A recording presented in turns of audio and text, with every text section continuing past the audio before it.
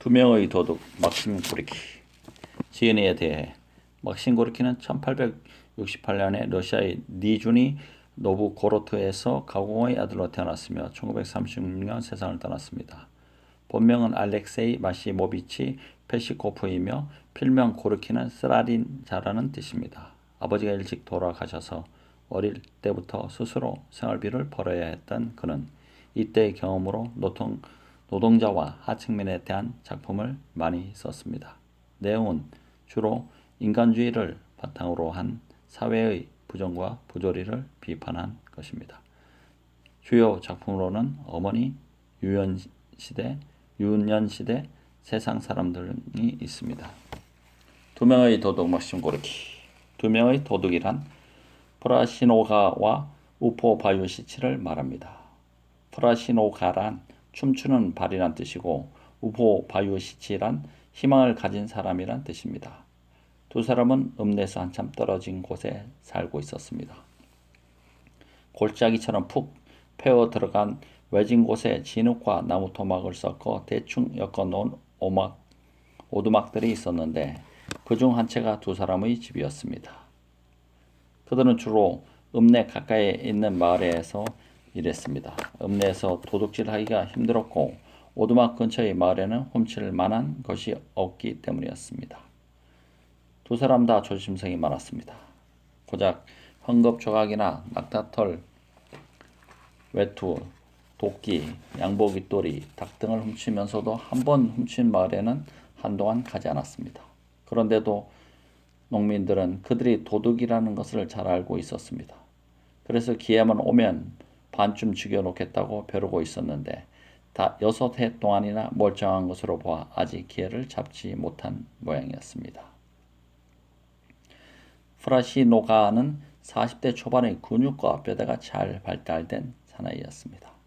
짧게 깎은 머리와 입술까지 내리 덮은 희끄무레한 콧수염이 사나운 인상을 주었지만 뒷짐을 진 채 뚜벅뚜벅 걷는 모습은 꽤 점잖아 보였습니다. 그러나 불안스레 여기저기 힐끗거리는 모습은 영락없는 도둑이었습니다.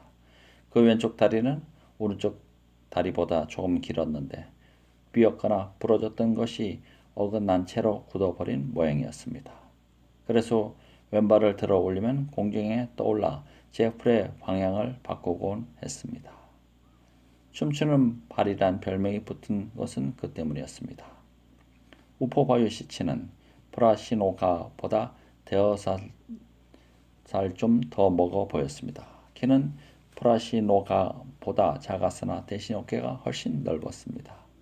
또 광대뼈가 튀어나온 얼굴에 반백의 턱수염이 보기 좋게 나 있었으며 곱고 커다란 눈동자가 부드럽게 빛났습니다.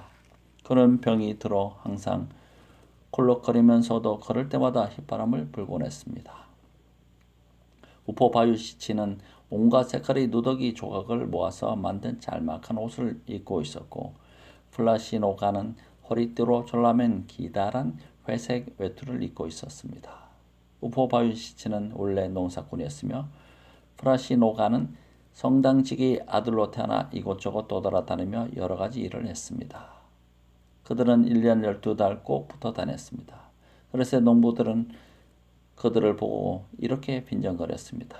오라, 저기 결이 소 두 마리가 끄는 큰 쟁기, 결이 짝이 나타났군. 저것 좀 보라니까 둘이 꼭 붙어 버렸잖아.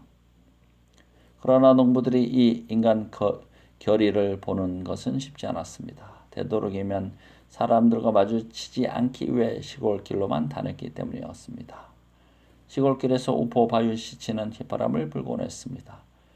프라시노가는 춤을 추듯 왼쪽 발을 흔들어 댔는데 그것은 마치 위험한 길로 가지 않도록 길잡이 노릇을 하는 것 같았습니다.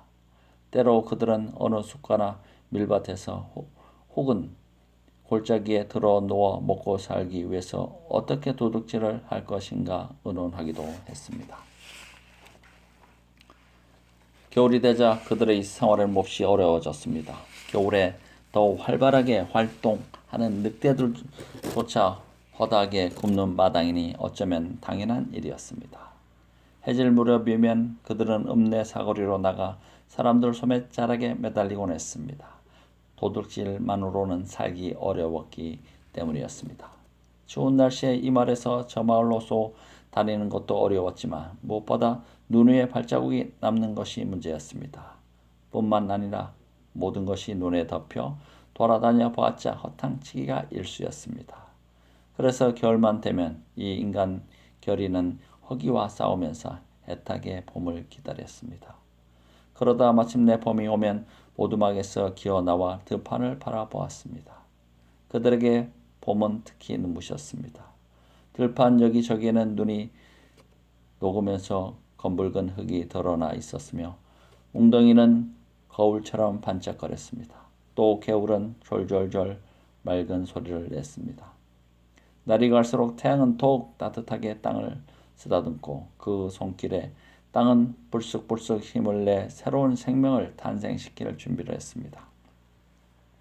이쯤 늘상 불면증에 시달리곤 하는 우포바유시치는 아침 일찍 플라시노가를 두들겨 깨웠습니다. 이봐, 일어나봐. 그라치가 왔어. 까마귀 일종. 뭐가 와? 그라치가 왔다고. 저 웃음소리가 안 들려? 그들은 오두막에서 나와 이 검은 새가 새로운 보금자리를 만드는 모습을 오랫동안 쳐다보았습니다. 이번엔 종달새 차례일세. 종달새는 그들을 오래 기다리게 하지 않았습니다. 그들은 눈 녹은 땅에 그물을 쳤습니다. 그런 다음 들판을 뛰어다니며 그물 속으로 새들을 몰아 넣었습니다. 먼 양의 허기도 지고 지치기도 한 새들은 막 녹기 시작한 질척한 땅에서 먹이를 찾고 있다가 푸드득 푸드득 그물 속으로 쫓겨 들어갔습니다. 그것을 그들은 5코페이카, 러시아의 화폐 단위 1루블은 100코페이카다. 혹은 10코페이카에 팔았습니다. 그들은 봄나무를 뜯어다 장터, 채소 가게로 가져가기도 했습니다. 그렇게 봄은 두 사람에게 무엇인가 새로운 것을 베풀어 주었습니다. 남들에게는 보잘것없는 것이었지만 그들에게는 새로운 돈벌이였습니다. 뿐만 아니라 봄에는 따 먹을 것이 아주 많았습니다. 버들가지, 싱아, 버섯, 딸기 등 닥치는 대로 따 먹었습니다. 그러다 군인들이 사격 연습을 하고 가면 탄원을 주어 모아 한 푼트 약 500g에 12코페이카에 팔기도 했습니다. 그러나 그렇게 애를 써도 항상 배가 고팠고 항상 부족했습니다. 어느 날 그들은 신장로를 걷고 있었습니다. 때는 4월로 나뭇가지에 새싹이 움트고 숲은 남색의 희미한 빛에 쌓여 있었습니다. 기침이 점점 심해지는 것 같군. 손수 만든 질 낮은 담배를 피우며 블라시노가가 말을 했습니다. 괜찮아. 벗을 째면 금방 나았을 거야. 그래도 병원에는 한번 가봐야 하지 않나? 병원은 무슨 어차피 죽을 팔자면 병원에 가도 죽을 텐데 뭐. 하기는. 그들은 자작나무 사이를 걸었습니다. 자작나무는 그들에게 옅은 그늘을 드리워 주었습니다. 참새가 짹짹거리며 길 위를 벌짝벌짝 뛰어다녔습니다. 자꾸 걸으면 더 나빠지겠지. 그야 숨을 제대로 쉴 수 없으니까. 요즘엔 공기가 탁한 데다가 습기가 많아서 조금만 걸어도 힘에 겨워. 우포바유시치는 걸음을 멈추고 기침을 했습니다. 플라시노가는 담배를 피우다 말고 걱정스레 바라보았습니다. 기침이 더욱 심해지자 우포바유시치는 몸을 비비 꼬며 가슴을 쥐어 뜯었습니다. 얼굴색이 금방 시퍼렇게 질렸습니다. 아무래도 목에 구멍이 나겠군. 기침을 멈추자 우포바유시치는 중얼거렸습니다. 두 사람은 참새를 몰면서 앞으로 나아갔습니다. 첫 집으로 무휘 나네가 어떤가? 담배를 버리며 플라시노가가 물었습니다. 무휘 나네 뒤뜰에 쓸모 있는 게 있으면 얼른 쑤셔놓고 시프초비아 숲 근처에 사는 구질의 치하네로 가세. 그 다음에는 말코프칸에로 가고 30베르스타, 1베르스타는 약 1067km임. 가량 걷게 되겠군. 그래야 빈손으로 돌아오지 않지. 길 왼쪽은 숲이었습니다. 숲 언저리에는 솜털이 푹신하게 돋은 망아지가 서성거리고 있었습니다. 옆구리가 쑥 들어갔고 갈비뼈가 붉어져 있어 마치 나무통에다 테를 씌운 것 같은 녀석이었습니다. 두 사람은 걸음을 멈추고 망아지를 바라보았습니다. 망아지는 느릿느릿 걸음을 옮기면서 땅바닥에 코를 짓누르듯 풀을 뜯었습니다. 저놈도 삐쩍 말랐군. 우포바유 시치가 중얼거렸습니다. 이리 와, 와. 프라시노가가 손짓을 하자 망아지는 힘껏 보더니 고개를 내저었습니다. 자네가 싫다는데? 망아지 고갯짓을 우포바유 시치는 그렇게 풀이했습니다. 우리 저놈을 끌고 가세. 타타르 사람들한테 끌고 가면 7루블은 문제없어. 저렇게 비쩍 마른 걸 그렇게 많이 주려고? 말랐어도 가죽은 있잖아. 저런 가죽이라면 3루블 이상은 안 줄 걸세. 설마. 보라고, 가죽이 꼭 누더기로 만든 발사기 같잖아. 우포바유 시치 말에 플라시노가가 풀이 죽었습니다. 끌고 갈 수도 없겠지만 왜 끌고 갈 수가 없어? 발자국이 남잖아. 땅이 이렇게 질퍽거려서야 어느 쪽으로 가도 금방 탈로 날 거야. 망아지한테 집신을 신기면 되지 뭐. 플라시노가가 문제없다는 듯 말했습니다. 우선 망아지를 골짜기로 끌고 가서 밤이 되기를 기다리는 거야. 그런 다음 타타라 사람 마을로 끌고 가는 거지. 멀지는 않아. 3베르스타쯤 되니까. 잘 될까? 우포바유 시치는 자신이 없는 듯 고개를 저었습니다. 당연하지. 들키지만 않는다면 적어도 5루블은 손에 쥘 수 있어. 두 사람은 길을 가로질러 곧장 숲으로 향했습니다. 두 사람에게 끌려가며 망아지가 흥흥 콧소리를 냈습니다. 골짜기 안쪽은 서늘하고 고요했습니다.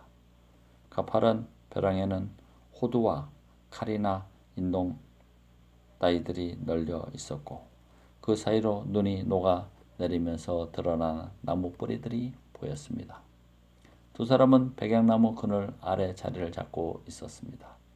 우포바유 시치가 훨훨 타오르고 있는 모닥불에 마른 가지를 던져 넣었습니다. 모닥불이 끊임없이 타올라야 연기가 나지 않기 때문이었습니다. 그들 가까이에 있는 나무에 망아지가 메어 있었습니다. 우포바유 시치의 누더기 옷을 머리에 쓴 채였습니다. 우포바유 시치는 휘바람을 불고 프라시노가는 보들가지로 바구니를 짜고 있었습니다. 그만 가봐야 하지 않나? 우포바유 시치가 물었습니다. 나뭇가지가 타들어가며 탁탁 소리를 냈습니다. 아직 일러. 좀 더 어두워진 다음에 가기로 하자. 대답을 하면서도 플라시노가는 부지런히 손을 놀렸습니다. 우포바유 시치는 한숨을 쉬다가 갑자기 기침을 터뜨렸습니다. 추워? 아니, 그보다 넋이 빠져나가는 것 같아. 아픈 탓이겠지. 다른 탓일지도 모르고. 자네 말이야. 제발 쓸데없는 생각 좀 하지 말게.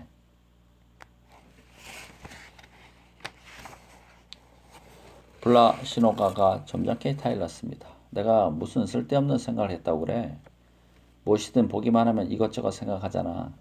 난 생각하지 않곤 못 견디는 성격이거든. 저 녀석을 보고는 우포바유 시치가 망아지를 가리키며 말했다.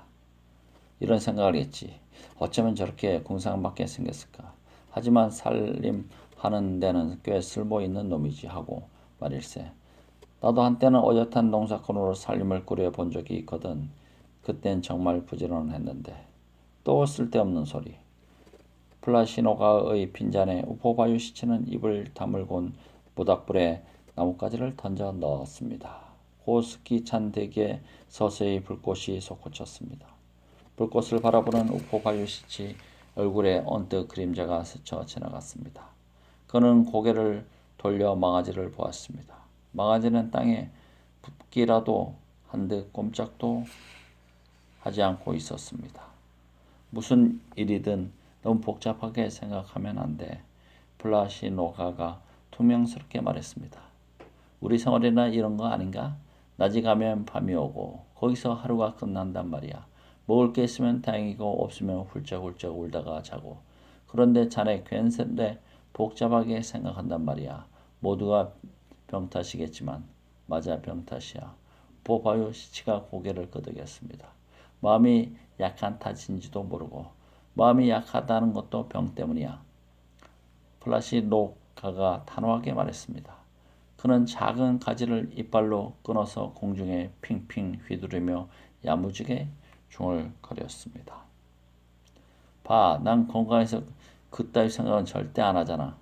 그때 망아지가 발을 굴러 나뭇가지가 부러진 듯한 소리가 났습니다. 그 바람에 흙덩이가 게을러 떨어지면서 고요하던 숲속이 잠시 소란해졌습니다. 산새 두 마리도 불안하게 지저귀며 날아갔습니다. 저게 무슨 새지?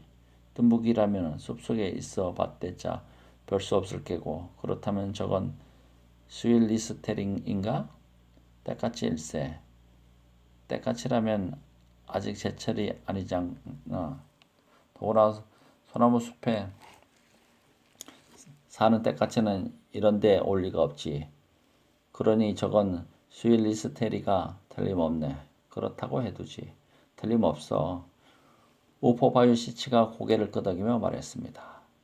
플라시노가는 이미 바구니 밑바닥을 끝내고 몸통을 짜고 있었습니다.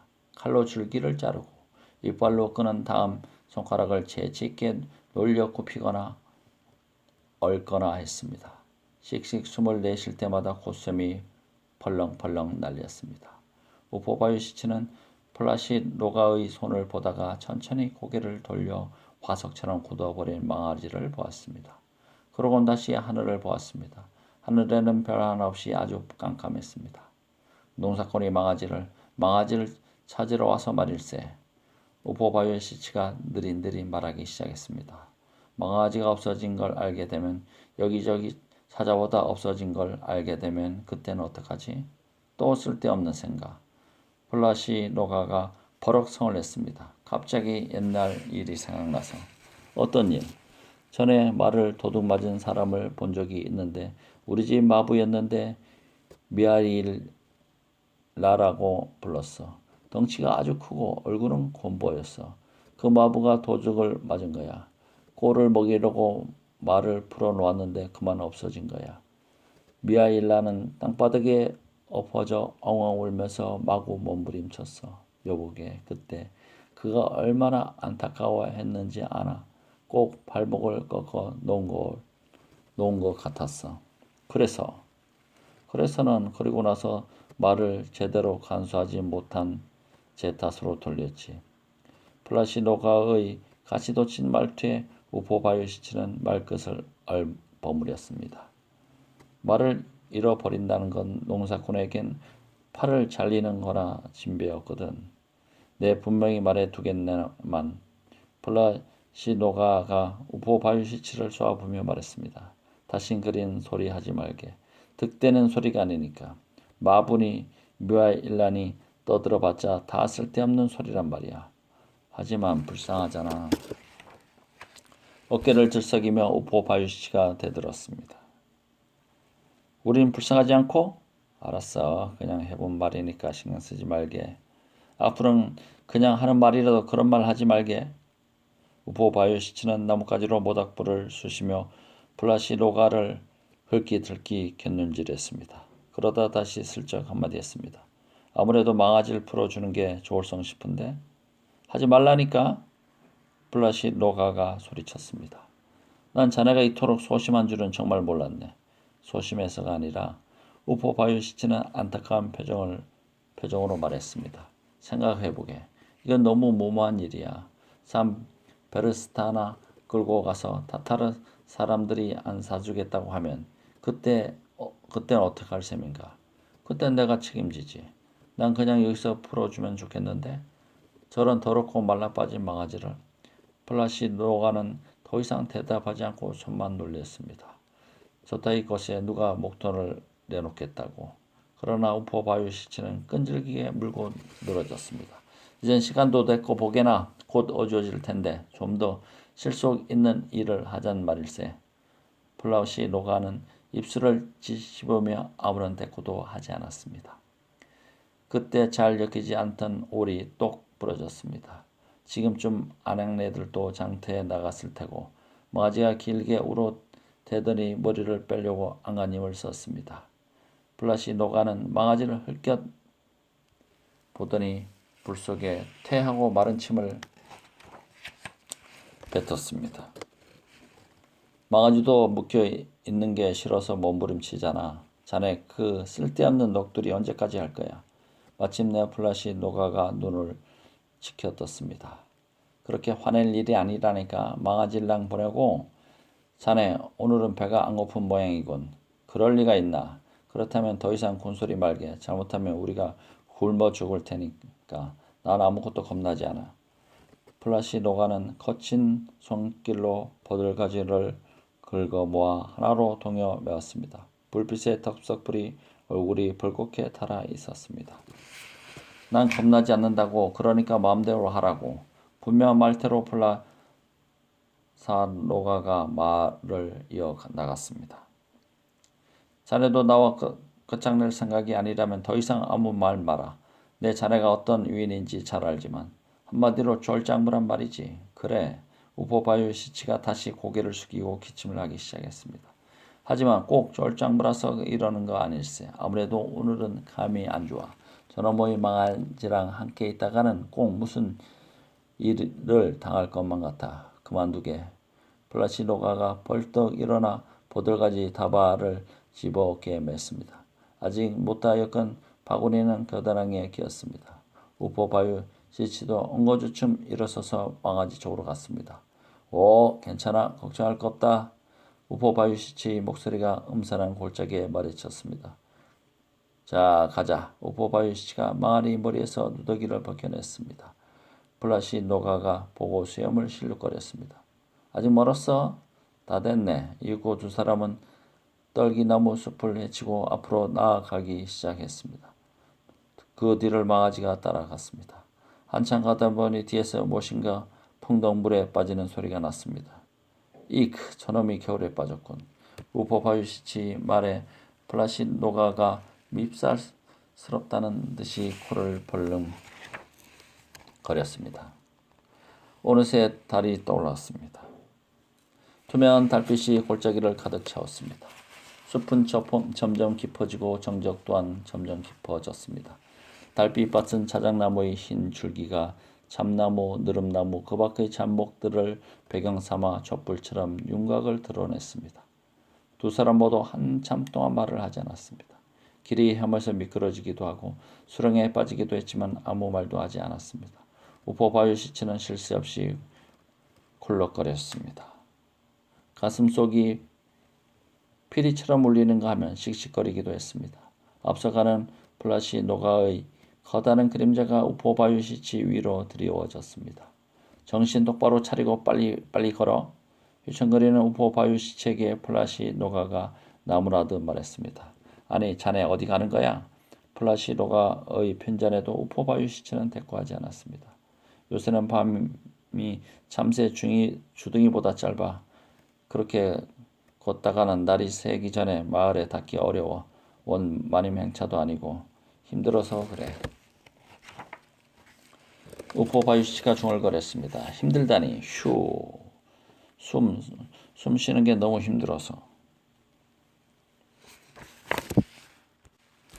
왜 숨 쉬는 게 힘들지? 병 때문에 그런 거지. 얼이 빠져서 그런 게 아니고? 플라시 노가는 걸음을 멈추고 우포 바유시치의 코끝에 손을 갖다 대고 말했습니다. 얼이 빠져서 숨조차 제대로 못 쉬는 게 아닌가 말이야. 그런가 보네. 우포 바유시치는 체념하듯 말했습니다. 그러다 다시 기침이 터져 나오자 나무를 부여잡고 머리를 연신 흔들어댔습니다. 숲속 무지렁이들까지 다 깨겠군. 좀 쉬었다 가세. 우포 바유시치가 축축한 땅바닥에 털썩 주저앉았습니다. 플라시 노가는 잎담배를 종이에 말아 피웠습니다.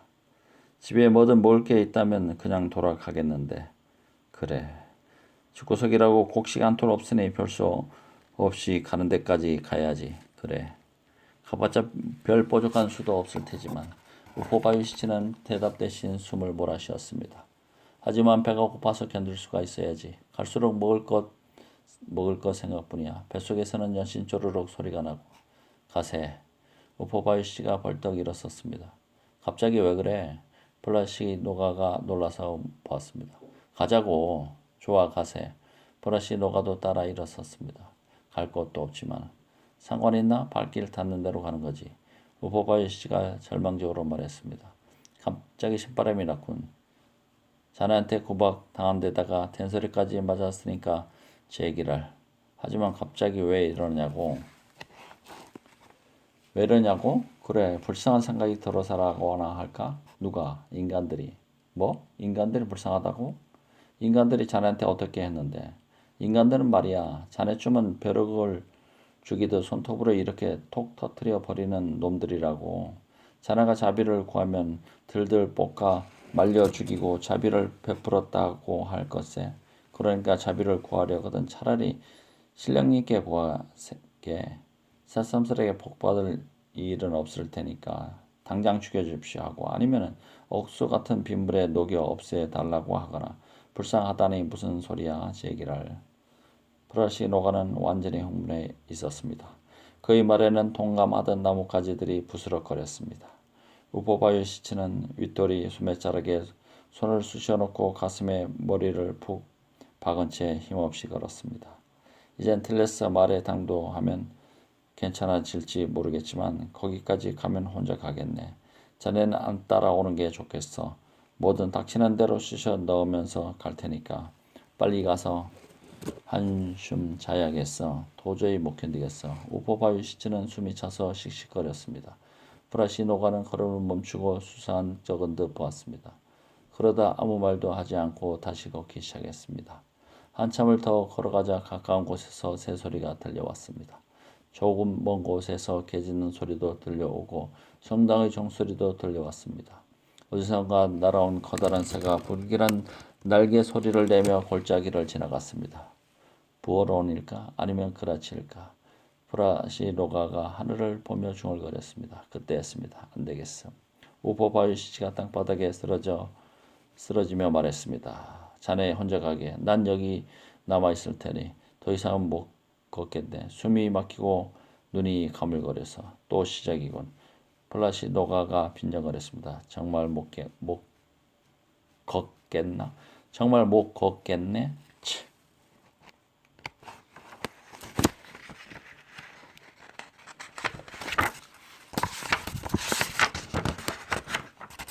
아주 지쳐버렸어. 이러다가 아침부터 밥 한 술 못 먹고 싸돌아다녀야 한다니까. 하지만 이렇게 피가 나오는걸. 우포바유시가 검붉은 피로 더럽혀진 손바닥을 내밀었습니다. 순간 플라시 노가가 주춤했습니다. 어떡하지? 자네만 가라니까. 난 여기 남을 테니까 이젠 다시 일어나지 못할 거야. 나 혼자 어떻게 가란 말이야. 여기 혼자 있다가 마을 사람들한테 들키면 맞아 죽겠지. 그러니까 빨리 가자는 말이야. 여기 이대로 있다간 분명히 들킬 테니까. 그러나 우포바유시치는 다시 핏덩어리를 토해냈습니다. 피가 계속 나와? 어느새 플라시 노가의 목소리가 부드럽게 바뀌어 있었습니다. 많이 나와. 우원에도 부를까? 우원을?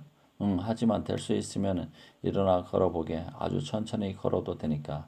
도저히 안 되겠네. 플라시 노가는 우포바유시치 앞에 쭈그리고 앉았습니다. 우포바유시치는 씩씩거리며 가슴을 들썩거렸습니다.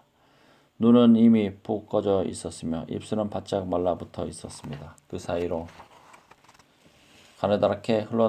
피가 가느다랗게 흘러나오고 있었습니다. 아직도 나와? 플라시 노가는 무릎 사이로 머리를 박은 채 아무 말도 하지 않았습니다. 두 사람 머리 위로 벼랑이 불쑥 솟아 있었습니다. 벼랑에는 눈이 녹아내린 물에 깊게 파인 물길이 몇 갈래 나 있었습니다. 그 위에서 나무들이 머리를 산발한 듯 가지를 늘어뜨린 채 골짜기를 기웃거리고 있었습니다. 그 옆의 한층 가파른 벼랑은 온통 떨기나무로 뒤덮여 있었으며 숲 군데군데에는 흰 나무 줄기가 뻗쳐 있었습니다. 그 마른 가지 사이로 그라치 둥지가 또렷하게 보였습니다. 이젠 이별이야. 우포바유시치가 겨우 말했습니다. 이별이란 말이네. 플라시노가가 몸을 부르르 떨었습니다. 그는 무릎 사이에서 목을 빼고 더듬더듬 작은 소리로 말했습니다. 자네 무슨 맛을 하나? 별일 아닌 걸 가지고 왜 그러냐 말일세. 우포바유시치가 괴롭게 숨을 몰아쉬었습니다. 조금만 참으면 가라앉을 걸세. 좀 있으면 나아질 거라니까. 우포바유시치의 가슴속에는 새로운 소리가 났습니다. 마치 젖은 헝겊이 갈비뼈에 스치는 것 같은 그런 소리였습니다. 용서해주게 내가 괜히 망아지를. 용서는 내가 빌어야지. 프라시노가가 우포바유시치의 말을 가로막았습니다. 내가 쓸데없이 고집을 부렸어. 용서해주게. 앞으로 자네 없이 어떻게 살아야 할지 모르겠어. 자네가 행복하게 살도록 내가. 우포바유시치는 숨을 몰아쉬다가 갑자기 두 다리를 쭉 뻗었습니다. 프라시노가가 꼼짝 않고 친구를 지켜보았습니다. 우포바유시치가 번쩍 고개를 들었습니다. 그러나 곧 옆으로 뚝 떨어뜨려졌습니다. 이봐 정신 차려. 프라시노가가 소리쳤습니다. 그러나 우포바유시치는 더 이상 아무 말도 하지 않았습니다. 플라시노가는 천천히 일어났습니다. 그런 다음은 모자를 벗고 십자손을 그었습니다. 그 사이에 날이 샜습니다. 하늘은 잿빛이었고 골짜기는 정적에 쌓여 있었습니다. 플라시노가는 천천히 골짜기 쪽으로 걸어갔습니다. 마치 화가 난 듯 잔뜩 찌푸린 채 걸어갔습니다. 잠시 후 골짜기는 큰 소리가 났습니다. 흙더미가 굴러떨어지는 소리인지 골짜기 습기가 새벽의 찬 공기와 부딪히는 소리인지 모르겠으나 그 소리는 그리 오래가지 않았습니다.